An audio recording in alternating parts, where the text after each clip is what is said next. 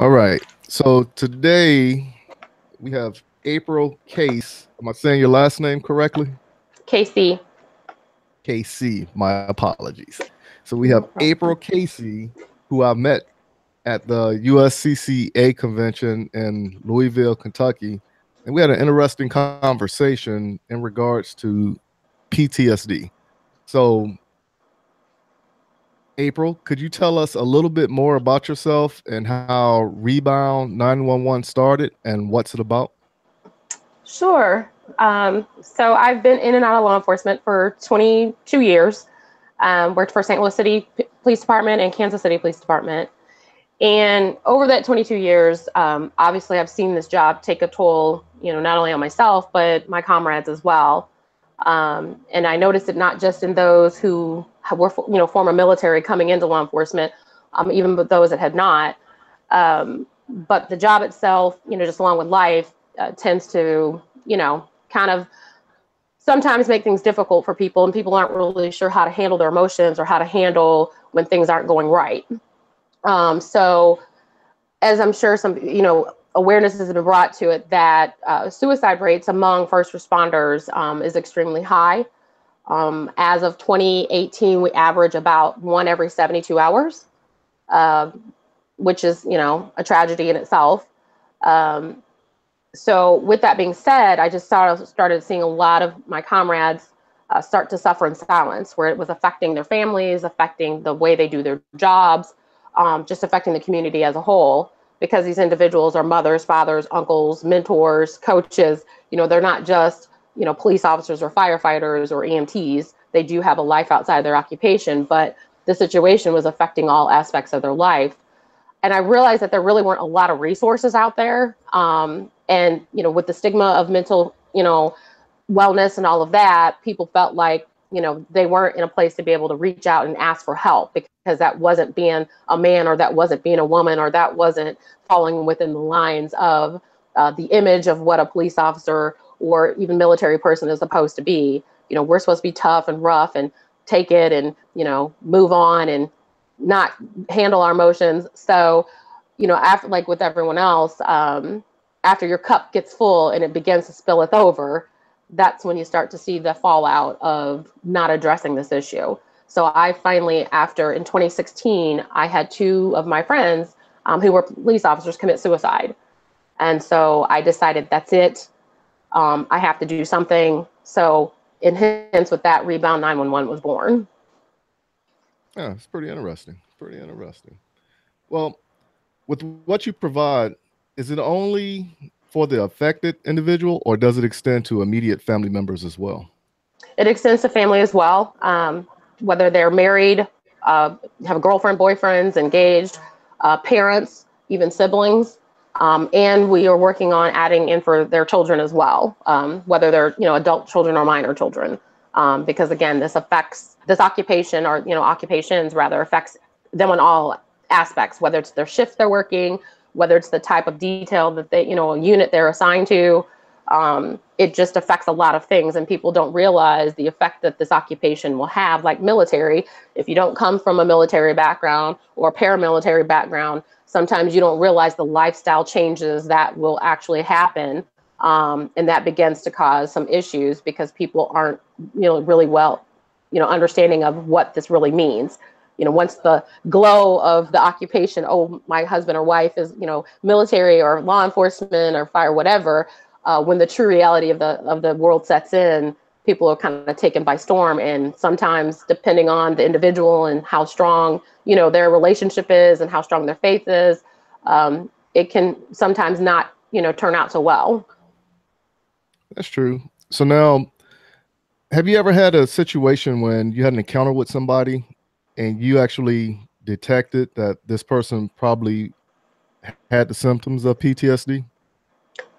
Yes, usually, when you're talking to people, you'll start to kind of notice, how they're sort of distrusting. Sometimes you'll just notice the way their verbiage of, you can tell that they're not exactly their joyous self, particularly if you've known this person in the past, to be smiling, to be,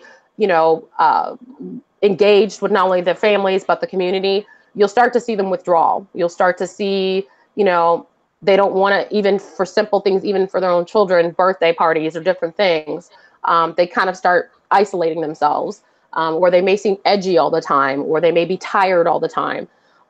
So you'll see different symptoms of things, or, you know, they may be, their aggression levels may, you know, things that normally wouldn't bother them in the past, now all of a sudden they're lashing out at people over the simplest things.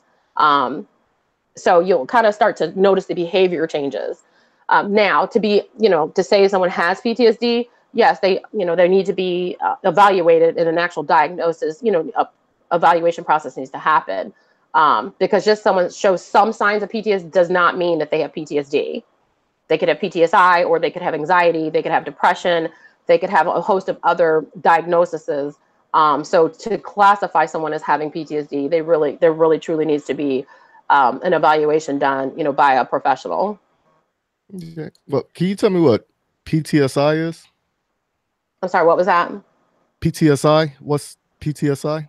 PTSI is post-traumatic injury, which means they are showing some of the signs. They don't fully meet the criteria to be diagnosed as PTSD.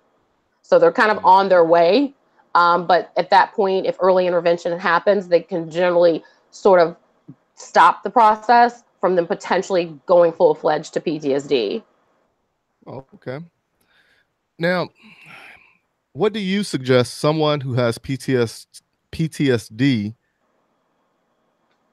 Let me back that up. Okay. So what do you suggest someone who has PTSD, who is ashamed to come forward to get help, what should they do until they actually seek out the help? I mean, there's tons of resources out there. What I say is that when your life has begun to be affected to the point where you know for yourself that you're not who you used to be, you know, people know. It's just like if you have a cold, you know, if you're not well, right? So part of it is once you have admitted to yourself, okay, I'm not. When I look in the mirror, I don't see I don't see me. I see someone else's now. You know, this is not who I am. I'm not the jolly person I used to be, or I'm not the patient person I used to be. So when it gets to the point where you know that your life is, whether it be your home life, work life, is being affected by what's kind of going on, or you're not even sure what's going on, but you know that you're just not feeling yourself, it is okay to not be okay. The point of it is okay, now it's time for me to go and get some assistance. And you can use counselors, you can use chaplains, you can use different people who specialize in PTSD or who specialize in dealing with mental wellness. And it doesn't mean you're going to automatically, you know, be put on medication. It doesn't mean that you're going to be labeled. It doesn't mean, what it does mean is that you've acknowledged the fact that I need help and I don't know how to deal with this and I need some assistance. So that's where, you know, I encourage people that don't be ashamed. You know, everybody has their time. Everybody has their days where they're not feeling well. But if those days go past more than 30, then it's probably time, past 30 days, or you begin to see, you know, even notice in yourself, I'm just yelling at people for no reason, or I seem to be agitated every day, all day, then it's time to go and say, okay, look, I need some help. And there's plenty of numbers. If you're a veteran, there's definitely resources out there for veterans. You know, whether you're a police officer, firefighter, EMT, Department of Corrections, even, you know, 911 dispatchers, because those are also kind of not, you know, are retirees, because a lot of times we forget about our retirees, because sometimes the symptoms of PTSD do not appear until they come out of the job, until they retire. So you know, that's part of what we do, is to help them find the closest and most effective resource for them within their area where they're located. And it may be simple things of like just going to counseling. It could be simple things of dealing with self-care. It could be simple things of, you know, just really figuring out what the root cause of where these emotions are coming from and getting those addressed. And you now have new coping skills and coping mechanisms to where now you're fine. You know, it doesn't mean you're going to be on medication for the rest of your life or have to go to counseling the rest of your life. It just really depends on each individual. But the sooner that you get some assistance with it, the faster you will begin to return back to a level of new normalcy for you, because sometimes people realize you'll never return back sometimes to who you were. But the point is to get you to your new normal so that you are now living the best quality of life that you and your family can live. Okay, well, that's pretty impactful right there. Now, if anybody wanted to come volunteer to assist in your cause, can they? Yes, I have different levels of volunteers. I have those who are either current, active, or former in whatever their occupation was, whether it's military or first responder. I have some who we have peer supports, that, you know, if you need someone to talk to, or you're like, look, I'm not sure what to do. We do have that ability. I have people who volunteer for that. And then, you know, I have some who volunteer to help, you know, with events. I have some who volunteer to additionally help find new resources and new partners that we can work with. I have some who volunteer to help put on events. So we have, yeah, we definitely need and accept volunteers, because at this point we're all volunteers on this organization. No one gets paid, so everyone at this point is doing this from the heart, because either they've been affected, or they know a family member who's been affected, or a friend, and they want to do something to help change the trajectory that we're on right now. Okay.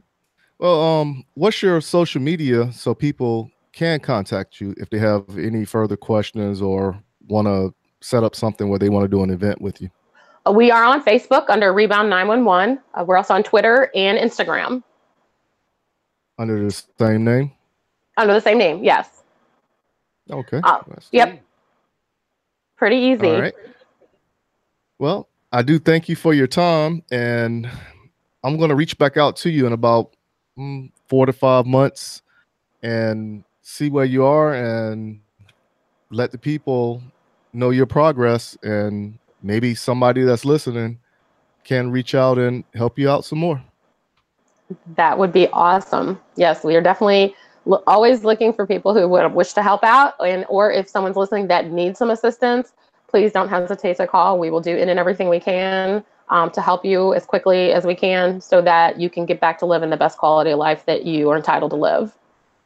That's what it is. So once again, what's your social media? Instagram, Twitter, and Facebook. All right. At Rebound 911. There we go. We got it. All right. Well, I do thank you. And I'm about to head out and take care of some more stuff.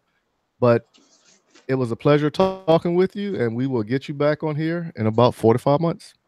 All right. Thank you so much for having us. We appreciate it. Have a great day. Hey, you too. Bye.